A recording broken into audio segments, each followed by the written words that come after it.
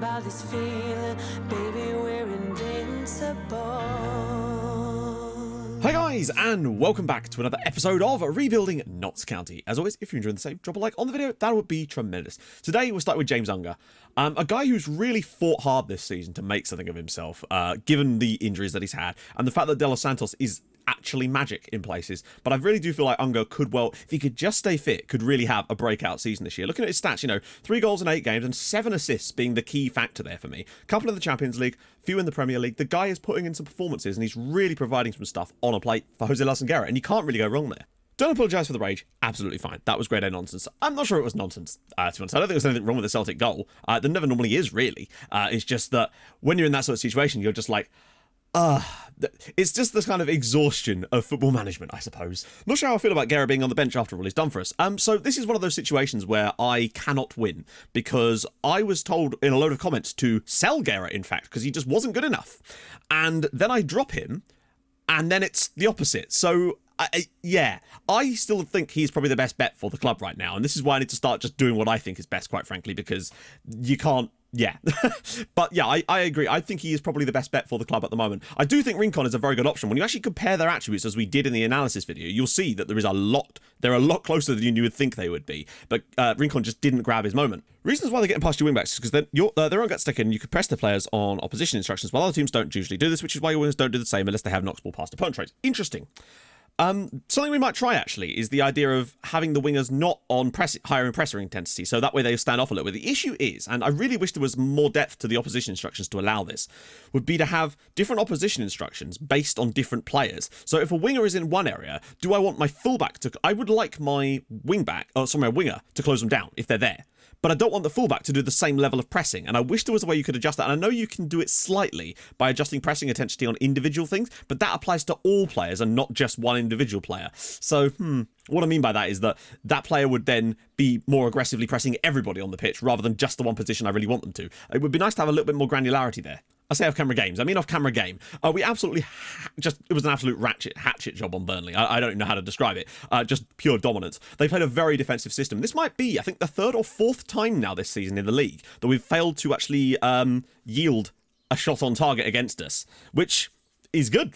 Really, I mean, I can't really go wrong there. De Los Santos gave us the lead before half-time with another goal for himself, which is really nice to see him doing bits for us, of course. I don't think it was enough to get him man of the match, though, which is very strange, considering his goal was a pretty solid one, but that's life. We got the victory, had to scrape it through, but we got it nevertheless. Right, big stuff today. We've got some games off camera in between, which we'll discuss too. This could be quite a lengthy episode, but nevertheless, I think this is going to be huge. Oh, it was their keeper that got man of the match, because reasons. Actually, then again, I kind of understand. So today, it's at home against Celtic.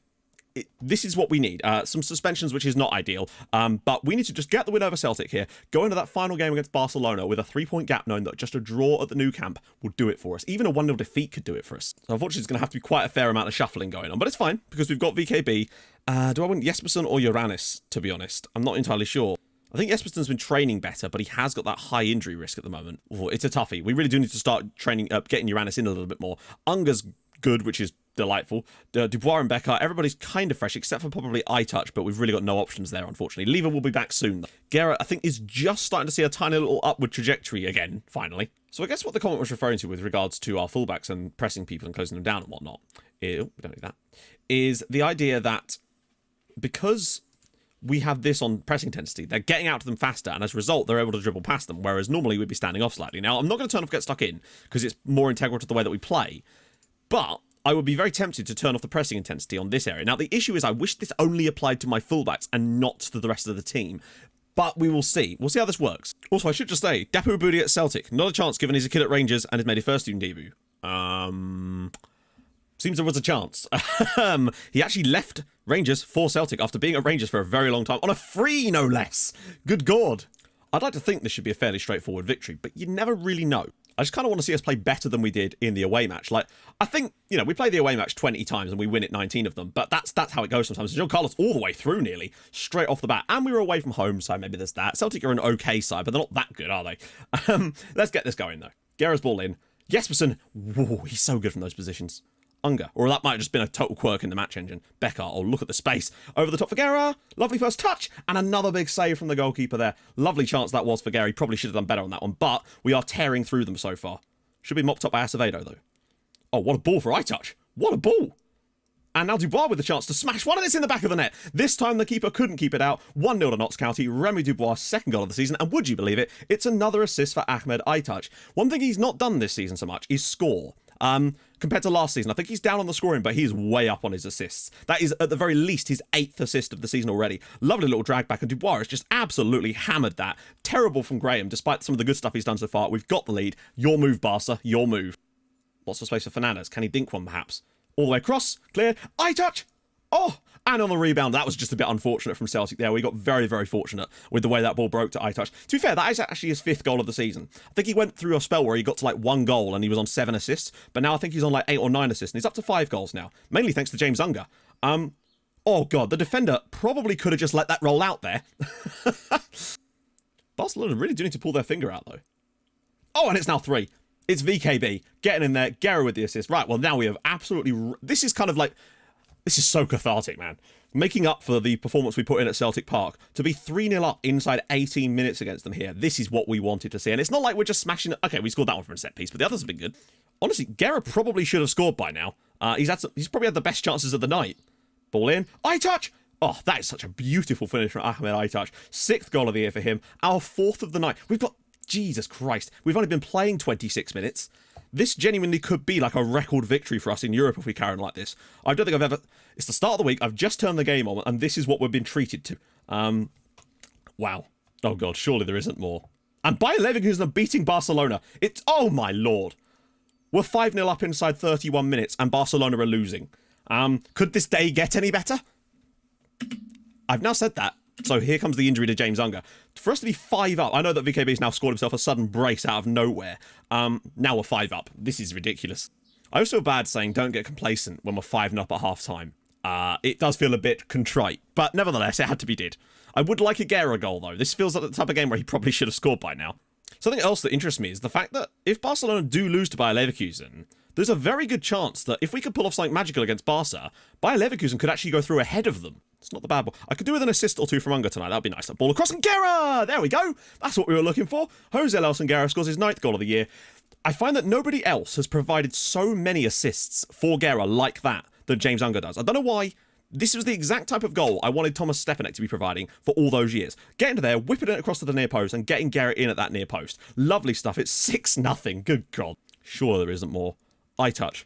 Jean Carlos. And oh my God, it's 7. 7-0 to Notts County. We could actually genuinely be witnessing one of the biggest victories in a Champions League group. I wonder what the biggest win is in a Champions League group stage game, because it's 7-0 after 51 minutes.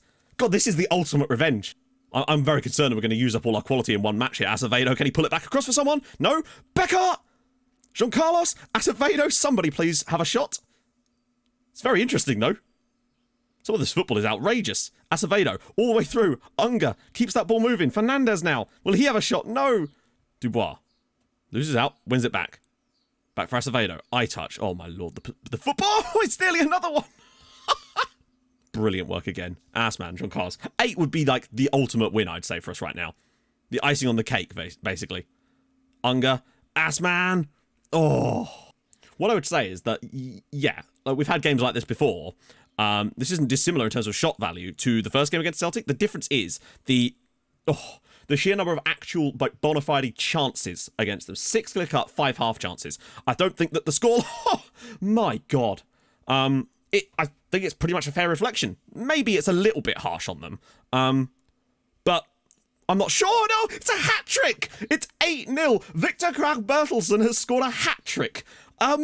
This is insanity. Notts County 8, Celtic 0. And this one wasn't even directly from a corner. It was from the second phase. He stayed in there. Fernandes has whipped another ball back in, and that is a beautiful... Look at the power he got on that header. It's 8-0. I'm in shock. Honestly. Not only that, we're about to be confirmed group winners, but VKB has just scored a hat-trick. I think that might be the first hat-trick from a centre-back I've ever seen in this save. Notts County 8, Celtic 0. We had no shots on target or any timed against us. That might be the ultimate revenge for what's happened in the first game against the team. My God. 8-0? What? Right, some games off camera, and then we're going to come back against Barca, where it won't even matter what we do, although I do kind of want to beat them to really help out Bayer Leverkusen to see if they can grab themselves a spot in the next round. That'd be hilarious. Right, I'll join you guys in a minute. Right, guys, we're back. So we had an off-camera game straight off the back of that 8-0 trashing of Celtic away at Wolves, who were doing solidly. We ended up getting a 0-0 draw. Not the best performance on the night. We had a couple of little opportunities, so did they. It's amazing that they got through an entire match, committed 20 fouls and didn't get a single booking. I've never seen this blank before. But there you go, 0-0. Not the best, but still clean sheet. You will, however, notice that Thomas Stepanek was playing for Wolves. Palace sold him to them for £32 million. I mean, I don't know how, but they did it. We then went to Old Trafford and got ourselves what I would consider to be a much better point. A 1-1 draw there is a very, very good result. Very even on the night. A lot of chance. Well, actually, no, a couple of chances for either side. Could have gone either way. Troy Parrott gave United the lead on the 47th minute, but thankfully, a lovely ball in from Juan Tirso, of all people, and there was Jean Carlos to head it home for 1-1. We did have a chance quite late in the game, which probably should have been the winner, as the ball was whipped across by, I think, it wasn't Unger, it was Campbell or Fernandez, whipped it across, and there was Rincon, but he couldn't quite get it in the back of the net. Great save from the keeper. 1-1 draw. I'd take that. And then, against Newcastle's 4-4-2, we played our DM system with Nikolai Jespersen filling in for the role. He actually did an alright job there. Pretty solid performance. iTouch scored a goal early on. Jose Lalsengara then made it 2-0 before Jordan Beckar, off of a lovely assist from Jose Lalsengara. He got down the wing, whipped the ball across, and there was Jordan Beckar to make it 3-0. Florian Duran did get one back for Newcastle in the second half, but it wasn't enough, as our very nice sort of DM system against their 4-4-2 wiped the floor with them. Now, something I'm thinking about is actually maybe turning off Get Stuck in matches, because I think we might have reached a point where we could probably get away with it without doing that anymore, and it might allow us to have less suspensions overall, less injuries, and concede less silly goals and just contain ourselves a bit. So I might try that today against Barcelona. Very quickly, here's how the league looks. We've got 41 points from 16 matches, which is outrageously high. Liverpool's still only 2 points behind us, but then there's a 10-point gap back to Spurs, who've won 5 in a row, to give you an idea. And it's basically just everybody else. It's us and Liverpool out front, then everybody else. Our only defeat was to Liverpool so far this season. I think we've done bloody well. I think the title is very much on the cards this year, which is good, and everything is looking fantastic. So we're obviously not going to play that system against Barcelona today. I don't suppose they'll be playing... What are they going to do? Yeah, okay, standard stuff. Although, ooh, a Trek and an advanced playmaker out wide. Interesting. But we're still going to do the standard stuff, just weaker foot, none of the pressing stuff, just to see how it goes today. But what I really want to do, firstly, switch the team around. It's been a lot of games in quick succession, so we've had to rotate around an awful lot. So that's probably what we're going to end up coming up with. Thankfully, we've got our first choice pairing there. First choice sort of across there. No, I think iTouch can come back in for today. No, I've got personalized instructions for a reason. But the thing I was thinking about is just testing it out today, is just turning off Get Stuck In. But I also do want to see how we do with Get Stuck In turned off, because I think it's important that we try to get a little bit more sensible with our player. Maybe we're just too bombastic with the way that we play sometimes, and this might definitely help with that. Obviously, there's going to be times when that will cost us, but I hope that it'll have a net benefit, so we'll see. We've got to keep an eye on that Celtic Bayer Leverkusen game, because as things stand, Barca would still go through. But I would love it if Bayer Leverkusen went through in this group. Oh, he's got it! Guerrero with a chance to break away. I don't think he's going to get the shot in. It's a bit too far out. He's gone for it anyway. Fair play. Barcelona had a lot of possession against us in the first game, so it's not really a huge surprise that that's continued today. It's about what we do with it, and we managed to get the result that night. So, come on, James. This is what we like. He's in the box. This could be a penalty territory if he can just find the right ball, maybe? Oh, that was a great... Oh, was it a tackle? I think it was a tackle. Hatteran's getting a lot of space, but you'd kind of expect that. I like the fact the fullback is just sort of stepping off of him a little bit. And, oh, dear, that's poor. That's just a mistake from us. Vignato, great save from Suarez. Just, oh, and Celtic are beating Bayer Leverkusen, so Barcelona may not even need the win against us. This is a shame. I was kind of hoping Bayer Leverkusen would sneak through in this group now. Oh, go on, James. Finds iTouch. It's a poor first touch, but he's still going to take the defender, and he's going to get slide tackled out of play now. Well, that's not made for the most interesting of first halves, but we're certainly holding our own against them. A couple of bookings, annoyingly, but that's life. Ooh, okay, so it's getting interesting in the Celtic game. Silva, here we go. Can he whip it? Or he can pull it back, perhaps, for Dubois. Cleared. Oh no. Uranus has been caught there. Bonnet, right, just stay sensible here. Just stand him up.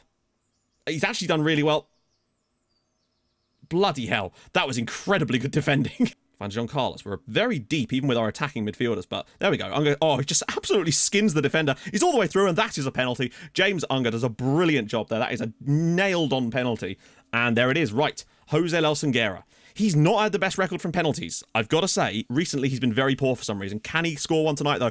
Guerra smashes it home. Barca 0, Notts County 1. And we lead away from home at Barcelona in the Champions League. And I think that might just be deserved. Albeit from the penalty spot. 11th of the season for Guerra. But this is real, like, big menace from us now. Huge stuff. If we go to Barcelona and win, that is a real statement of intent for me. Particularly being so sort of solid overall. If we can keep a clean sheet too. Unger going through a few more tackles. He's all the way through. It's a poor effort from him. Now, I don't know about this, but I wonder if Bayer Leverkusen could actually go through even if they got a draw in their game now, because they'd be level on points. I don't know what their head-to-head against Barca's like. Great tackle from Wilbergson. And Unger can bring it away. Here we go. He's just going to go straight through the middle. They're allowing James Unger all the way through. He's probably not going to get the shot in, but Dubois might. Tieso, we still got it nearly. And ball whipped across, and that's going to surely do it. There we go. Wait, it's offside. That's surely going to end the match, and we're going to win at the Camp Nou. Brilliant. Barca 0, Notts County 1. I know it's from the penalty spot, but once again, we defended very, very strongly, and that's the kind of performances we're going to need to see in the knockout. Beating Barcelona away from home, 19 goals scored and only 1 conceded in our Champions League group, and you know what the goal was as well. It's a shame Bayer Leverkusen couldn't do their part. The fact that Barcelona only got 7 points from 6 matches is outrageous. Well played, lads. Results like that in the knockout rounds will get us through. That's what we want. And we're going to avoid Real Madrid in the next round. So I guess that's good. But we could find ourselves against PSV Eindhoven, which would be a very nice draw, although they've done all right. I will figure it out. We will figure out where the lay of the land is. Once we get our Champions League draw, we'll see where the matches fall, and it'll be easier for me to work out where I want to actually do the next live com. The draw isn't until after the Bristol City game. So, if you've enjoyed this episode, I really hope you have. 2 very good wins, I would say. Actually, the 8-0 and then a 1-0. We're still not conceding a lot of goals. We're still not losing games. This is looking very, very good. This could be our year. Anyway, if you've enjoyed it, drop a like. That would be awesome. If you're new to the channel, subscribe. Go follow on Twitch. I stream on Tuesdays and Thursdays at 11:30 a.m. British time. That'd be cool as well. And I'll see you guys very soon. Hold your gun, capybara. Thank you so much for watching. Bye-bye.